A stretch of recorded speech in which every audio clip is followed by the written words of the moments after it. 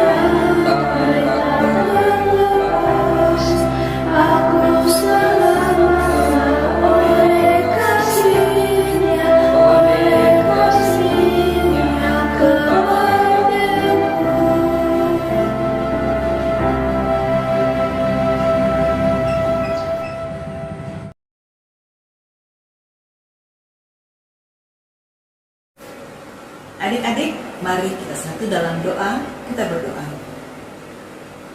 Bapa, dalam nama Tuhan kami Yesus Kristus, kembali pada saat ini ya Tuhan, kami datang menghampiri hadirat-Mu yang kudus, mengucap syukur atas berkat karunia yang Tuhan sudah boleh berikan bagi kami semua. Dan pada saat ini ya Tuhan, kembali kami akan beribadah bersama-sama dalam ibadah persekutuan Teruna. Kiranya Tuhan Yesus memberkati akan ibadah kami pada saat ini, dari awal, pertengahan, hingga berakhirnya. Dan biarlah semuanya itu boleh jadi dalam nama Bapa, Putra, dan Roh Kudus. Amin.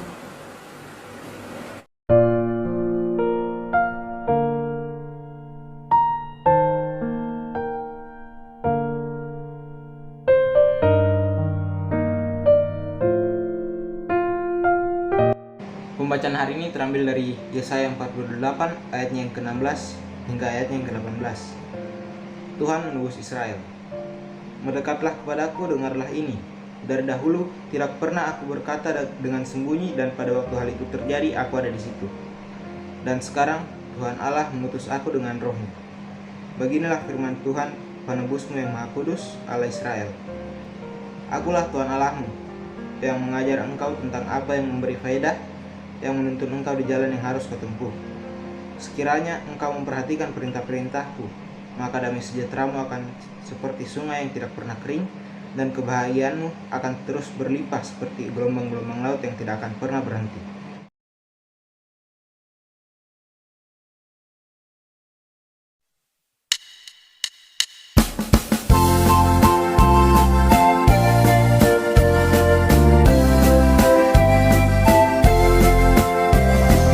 Bapa di sorga mengasihimu, aku senang dan mengucap syukur. Kabar gembira tentang kasih-Nya dapat ku baca dalam Alkitab. Kasih Tuhanku sungguh besar, sungguh besar, sungguh besar. Kasih Tuhanku sungguh besar, kasih-Nya padaku.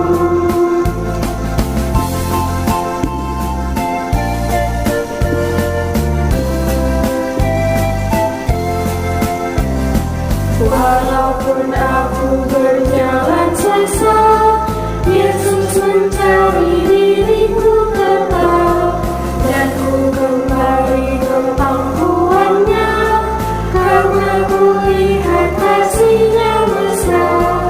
Kasih Tuhanku sungguh besar, sungguh besar, sungguh besar. Kasih Tuhanku sungguh besar, kasih-Nya padaku.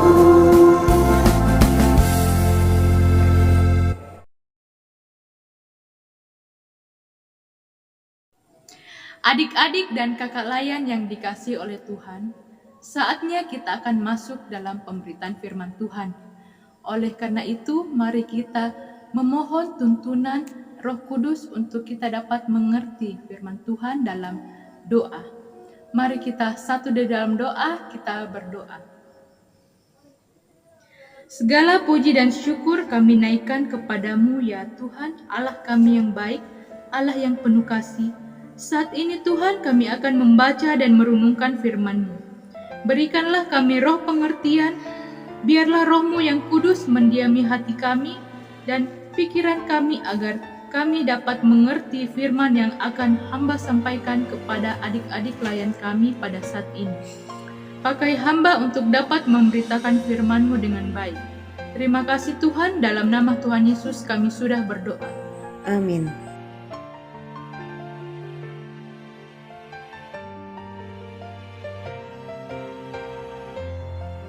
Pembacaan kita pada hari ini terambil dari Wahyu 2 ayat 1 hingga 7, yaitu kepada jemaat di Efesus. Tuliskanlah kepada malaikat jemaat di Efesus, inilah firman dari Dia yang memegang ketujuh bintang itu di tangan kanannya dan berjalan di antara ketujuh kaki dian emas itu. Aku tahu segala pekerjaanmu, baik jerih payahmu maupun ketekunanmu. Aku tahu bahwa engkau tidak dapat sabar terhadap orang-orang jahat, bahwa engkau telah mencobai mereka yang menyebut dirinya rasul. Tetapi yang sebenarnya tidak demikian, bahwa engkau telah mendapati mereka pendusta, dan engkau tetap sabar dan menderita oleh karena namaku, dan engkau tidak mengenal lelah. Namun demikian aku mencela engkau, karena engkau telah meninggalkan kasihmu yang semula. Sebab itu ingatlah betapa dalamnya engkau telah jatuh. Bertobatlah dan lakukanlah lagi apa yang semula engkau lakukan. Jika tidak demikian, aku akan datang kepadamu dan aku akan mengambil kaki dianmu dari tempatnya, jikalau engkau tidak bertobat. Tetapi ini yang ada padamu, yaitu engkau membenci segala perbuatan pengikut-pengikut Nikolaus yang juga kubenci. Siapa bertelinga, hendaklah ia mendengarkan apa yang dikatakan Roh kepada jemaat-jemaat. Barang siapa menang, dia akan kuberi makan dari pohon kehidupan yang ada di Taman Firdaus Allah. Demikian pembacaan Alkitab kita pada hari ini. Terpujilah Tuhan. Amin. Shalom adik-adik teruna dan kakak-kakak layan yang dikasihi oleh Tuhan. Apa kabarnya?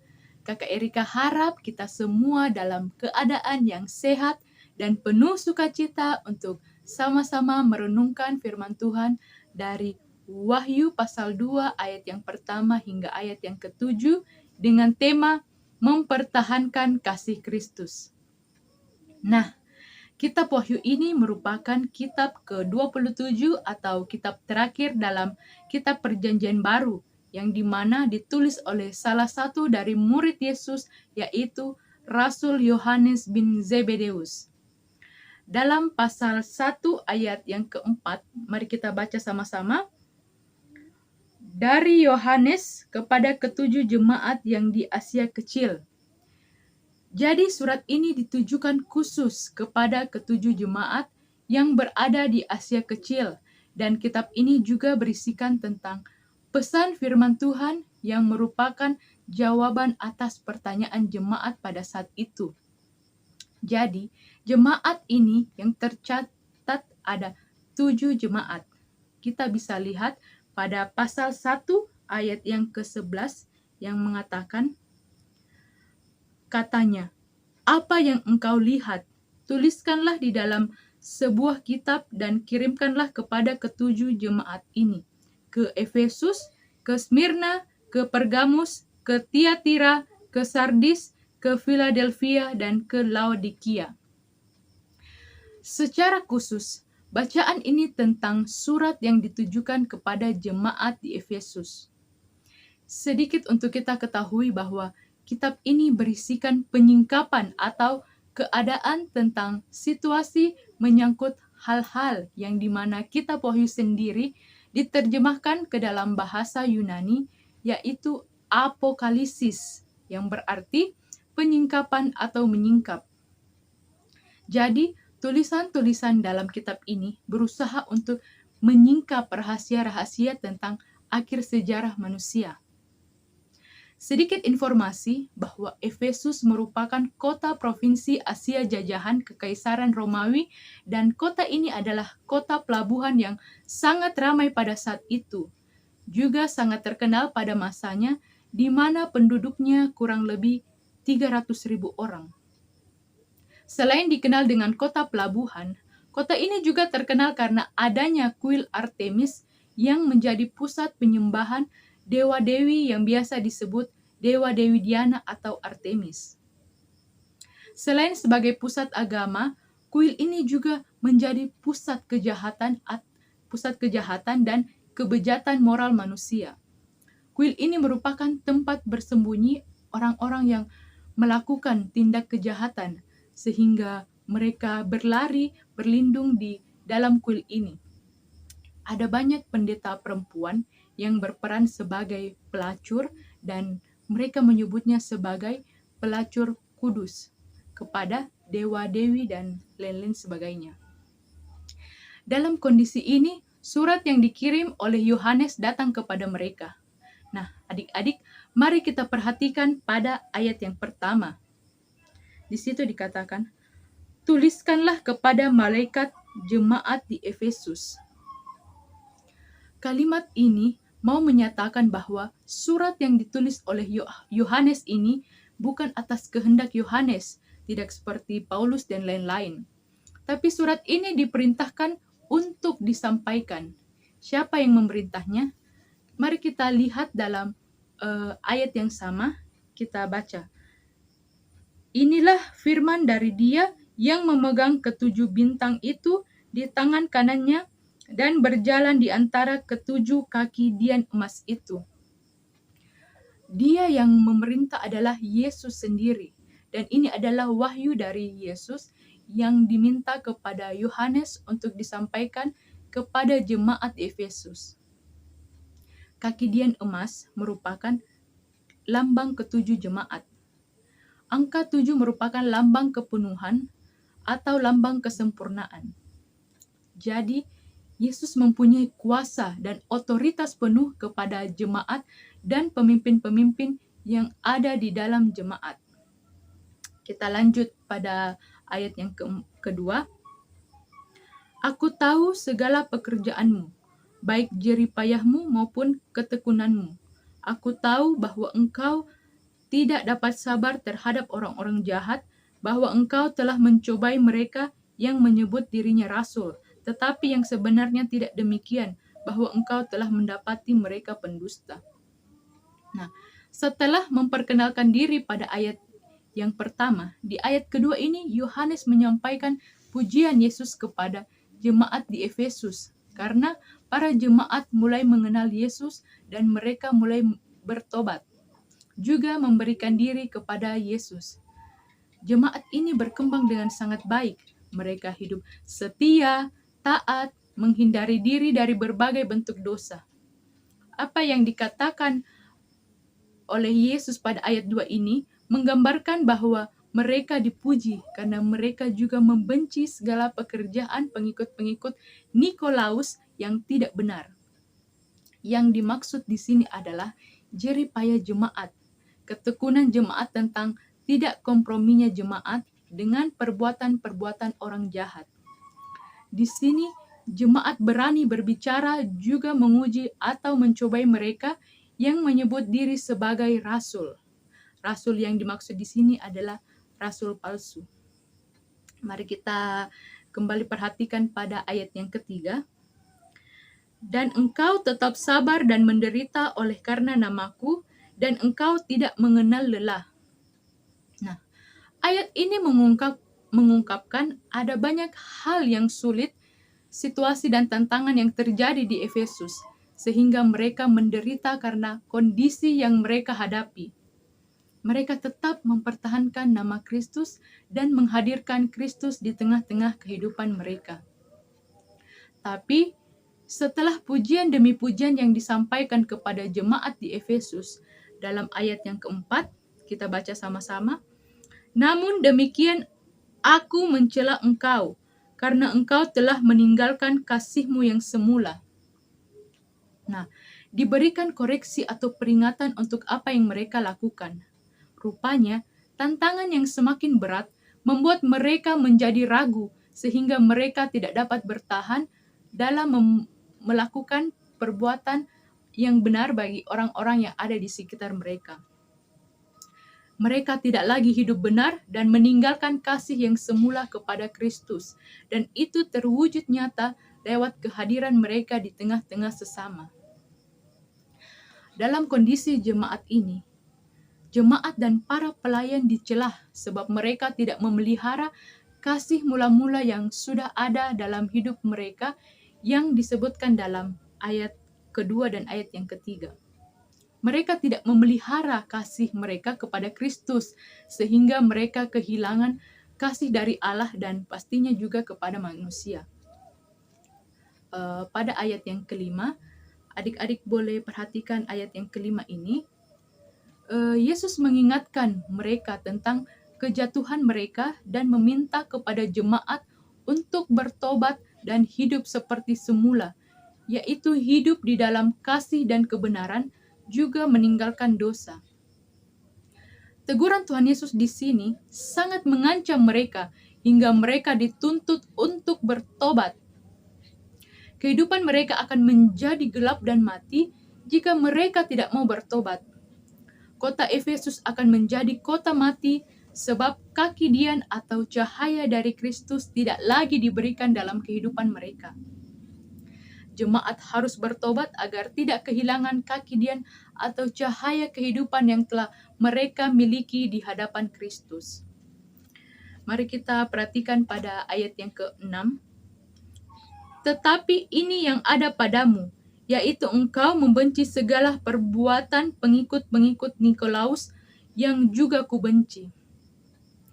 Di satu sisi, mereka ditegur karena sikap hidup mereka yang tidak benar dan sudah mulai goyah. Tetapi di sisi lain juga masih ada sebagian jemaat Efesus yang menolak dan tidak suka dengan pengikut-pengikut Nikolaus, karena Tuhan juga membenci sikap hidup dan pengajaran-pengajaran dari kelompok Nikolaus. Kelompok ini telah mempengaruhi orang untuk menyukai ajaran-ajaran mereka. Nah, adik-adik, siapakah Nikolaus ini? Kita bisa buka pada Kisah Para Rasul 6 ayat 1-6.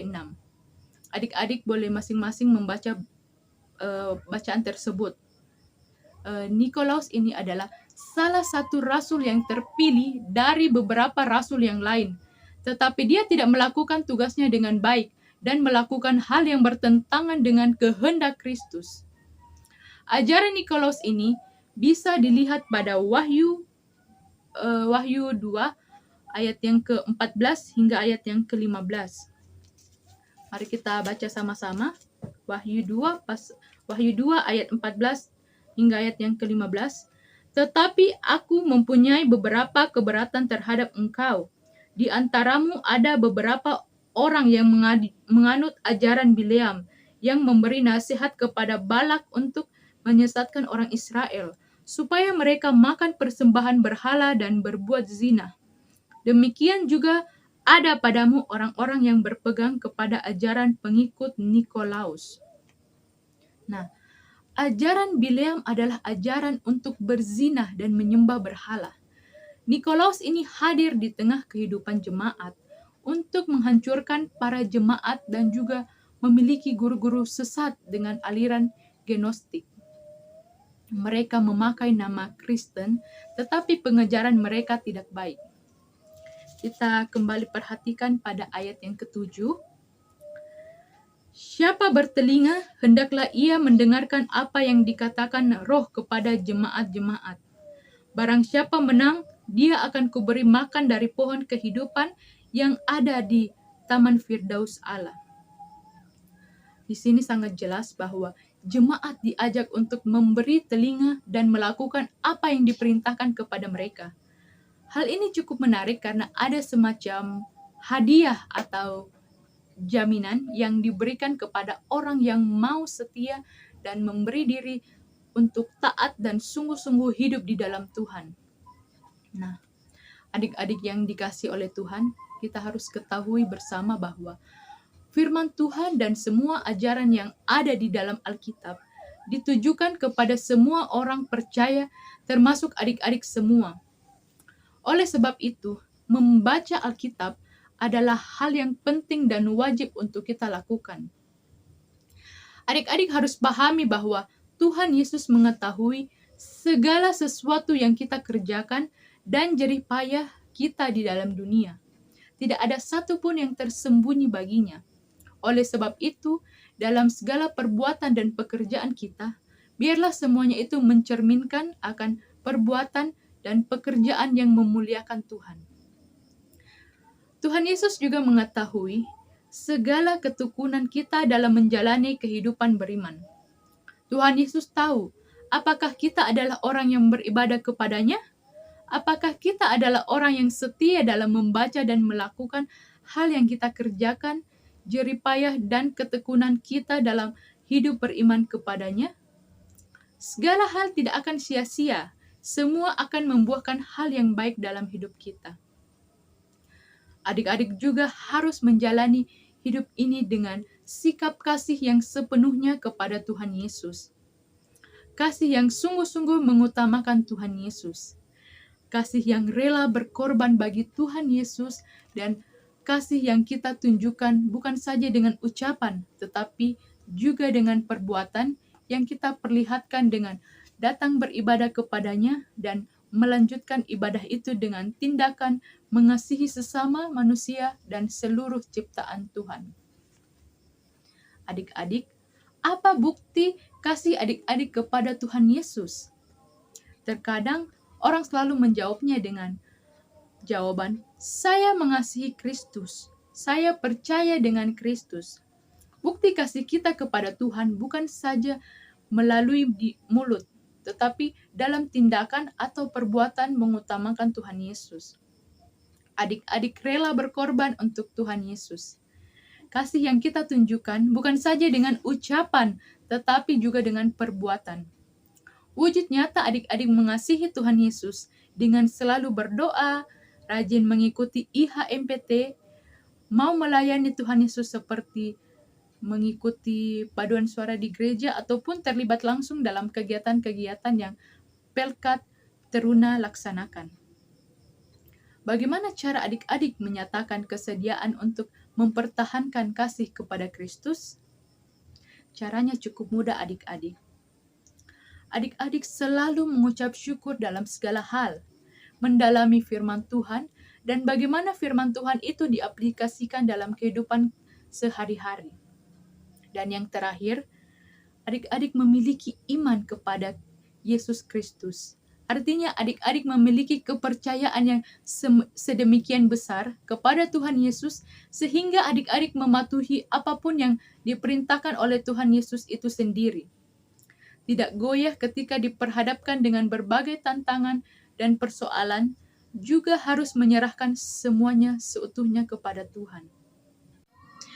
Tuhan Yesus memberkati kita semua. Amin.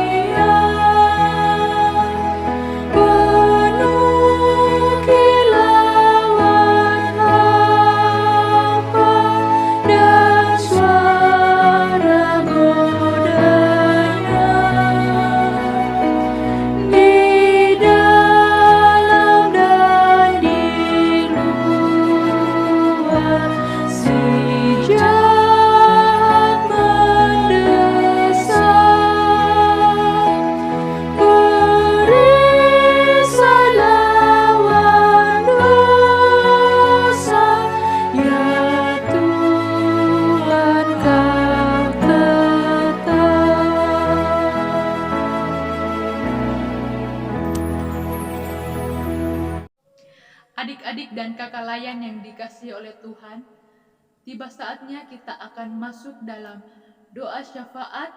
Mari kita satukan hati dan kita satu di dalam doa. Kita berdoa. Bapa yang bertata dalam kerajaan sorga, pada saat ini kami mau mengucap syukur karena Engkau sudah memperkenankan kami untuk menikmati hari yang Engkau kuduskan ini. Dan kami dapat memuji dan memuliakan akan kebesaran nama-Mu, walaupun kami melakukannya dari rumah kami masing-masing. Terima kasih Tuhan Yesus atas berbagai berkat yang sudah kami terima dan rasakan di dalam kehidupan kami, baik kami sebagai kakak-kakak lain dan juga sebagai adik-adik teruna. Terima kasih Tuhan Yesus untuk firman yang sudah diberitakan. Biarlah firman-Mu tidak berlalu begitu saja, tetapi dapat kami terapkan dalam kehidupan sehari-hari dan kami semua selalu taat untuk mempertahankan kasih Kristus bagi sesama. Bapa kami yang di surga, kami berdoa buat bangsa dan negara kami Indonesia. Kiranya Engkau berikan perlindungan dari berbagai bencana, malapetaka, dan pertikaian. Satukan hati kami Tuhan untuk dapat memberikan dampak yang baik bagi negara kami. Berkati kakak layan Tuhan yang selalu membimbing kami adik-adik taruna mempersiapkan IHMPT setiap minggu. Berikan kesabaran dan hikmat-Mu Tuhan. Berikan kekuatan dan kesehatan agar kami dapat terus melayani Engkau Tuhan. Bapa di surga, kami berdoa buat firman-Mu yang sudah kami dengar, agar firman-Mu tetap menuntun jalan hidup kami, dan kami terus dapat merasakan kata-Mu yang nyata di sepanjang hidup kami. Kami berdoa buat Kakak Erika yang sudah menyampaikan firman-Mu. Berkati Kakak Erika dalam studi dan cita-cita yang menjadi harapannya. Kami berdoa juga buat adik-adik taruna dan kakak-kakak layan yang dalam kelemahan tubuh. Tuhan kami mohon, sembuhkanlah mereka dengan tangan kasih-Mu. Berkati obat-obatan, makanan, dan minuman, agar melalui semua itu Bapa, mereka sembuh dan dapat beraktivitas kembali, menikmati sukacita bersama-Mu Tuhan. Terima kasih Tuhan Yesus. Inilah doa kami. Kami menyerahkan hidup kami hanya kepadamu, dan kami naikkan doa kami hanya di dalam satu nama, Tuhan kami Yesus Kristus. Telah mengajarkan kami bersama-sama. Bapa kami yang di surga, dikuduskanlah namamu, datanglah kerajaanmu, jadilah kehendak-Mu di bumi seperti di surga. Berikanlah kami pada hari ini makanan kami yang secukupnya, dan ampunilah kami akan kesalahan kami, seperti kami juga mengampuni orang yang bersalah kepada kami.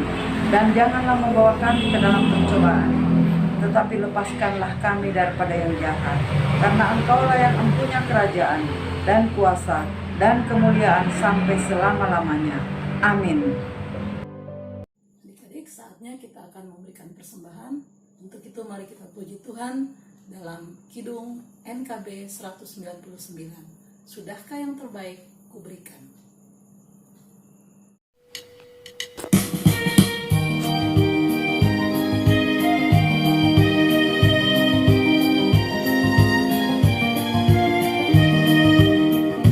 Sudahkah yang terbaik kuberikan kepada Yesus Tuhanku, besar pengorbanannya di Kalvari, lihatnya terbaik dariku.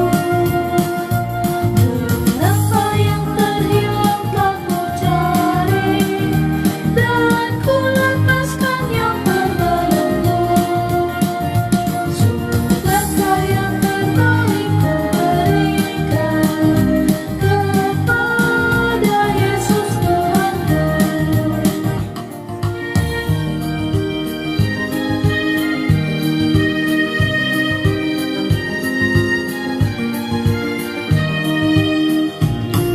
Telah ku perhatikan sesama, atau ku biarkan padam. Ku patut menghantarnya pada Kristus, dan kasih Tuhan harus ku sabar. Berapa yang terhilang telah ku cari, dan ku lepaskan yang terbelenggu. Sudahkah yang terbaik kuberikan kepada Yesus Tuhanku.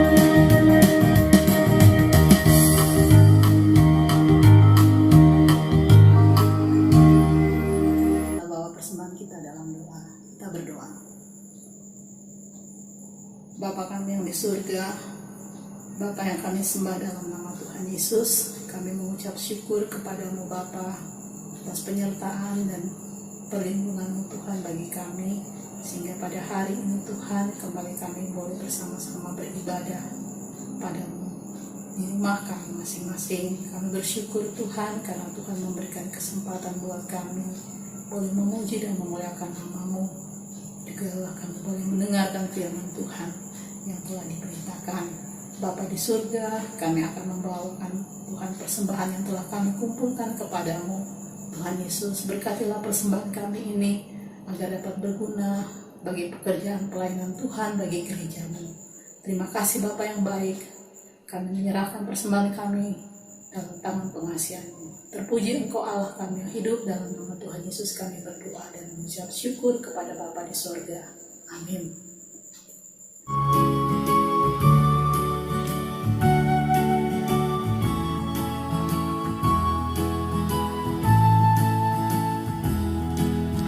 Di jalan hidup yang lebar sempit, orang sedih mengerang. Tolong mereka yang dalam gelap, bawalah sinar terang. Pakailah aku jalan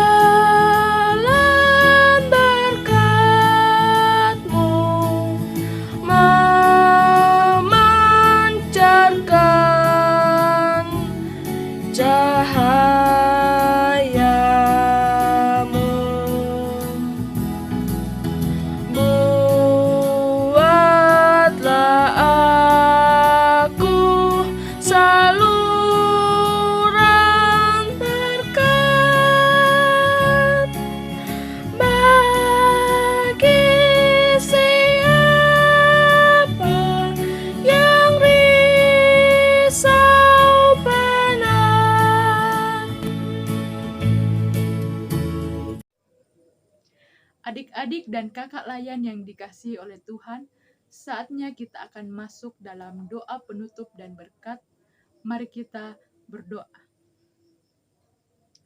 Terima kasih Tuhan untuk persekutuan yang indah yang sudah Tuhan anugerahkan bagi kami semua, hingga ibadah kami dari awal hingga saat ini dapat berjalan dengan baik seturut dengan kehendak-Mu.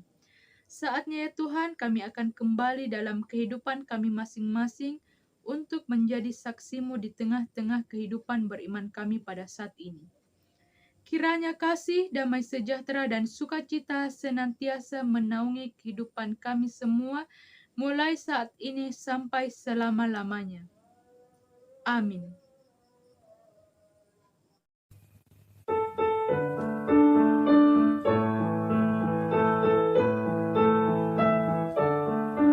Kami dari Persekutuan Teruna GPIB Bukit Zaitun Makassar mengucapkan selamat ulang tahun buat Persekutuan Gereja Protestan di Indonesia bagian Barat, senantiasa menjadi berkat dan banyak jiwa yang diselamatkan.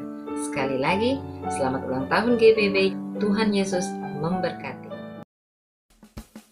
Adik-adik Teruna yang terkasih, mari tetap jadikan firman Tuhan sebagai terang dan pelita dalam jalan hidupmu dari sekarang sampai selama-lamanya. Sampai ketemu minggu depan dalam ibadah PT selanjutnya. Tuhan Yesus memberkati. Bye-bye.